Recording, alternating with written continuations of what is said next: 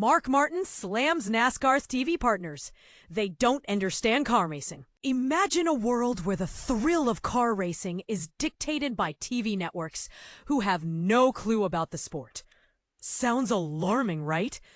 Well, that's exactly what's happening in the world of NASCAR, according to the legendary Mark Martin.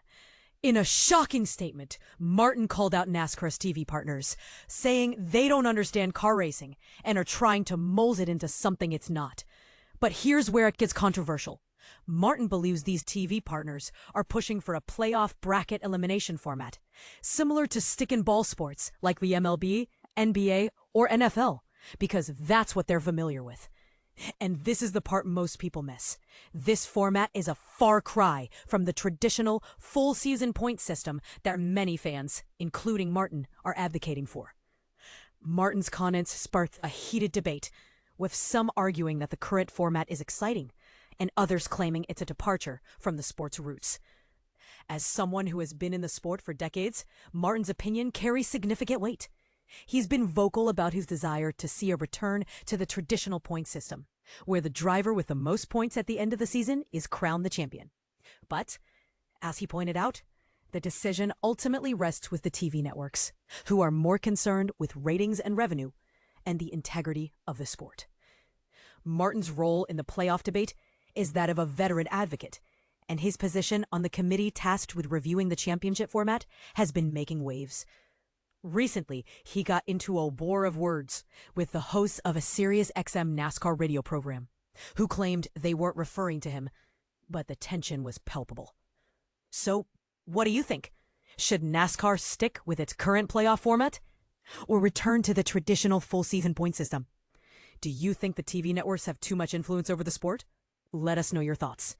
You can join the conversation on Discord, X, Instagram, Facebook, or YouTube. The debate is far from over, and we want to hear from you. As Martin so aptly put it, the people on the committee are beholden to the almighty dollar, and that's what's driving the decision-making process. But is that what's best for the sport? Only time will tell, but one thing is certain. The fate of NASCAR hangs in the balance, and is up to the fans to make their voices heard. NASCAR's Crossroads, balancing tradition and innovation. Imagine a world where NASCAR's future hangs in the balance, caught between honoring its glorious past and embracing the innovations of tomorrow. The Auto Trader Echo Park Automotive 400 at Dover Motor Speedway recently underscored this dilemma. Despite moments of excitement, courtesy of a rain delay and double overtime, the race teetered on being the worst of the summer. But here's where it gets controversial.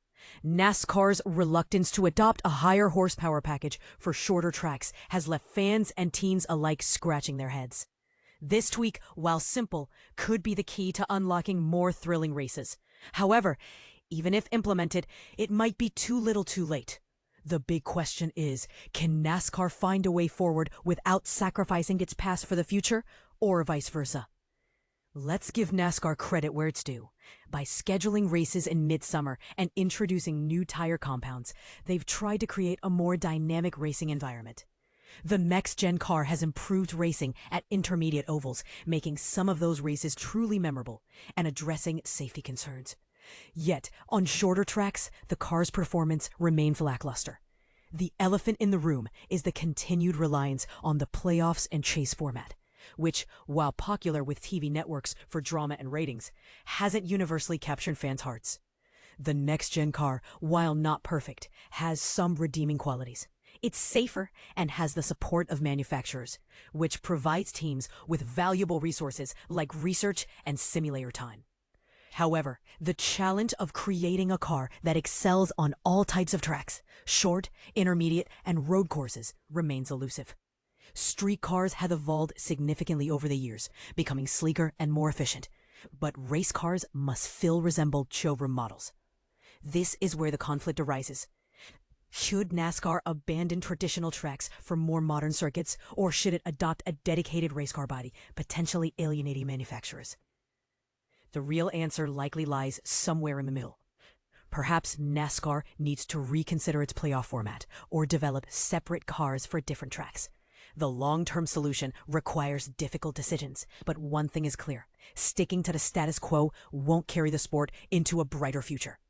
At some point, NASCAR will have to make some tough choices, knowing that not all answers will be right.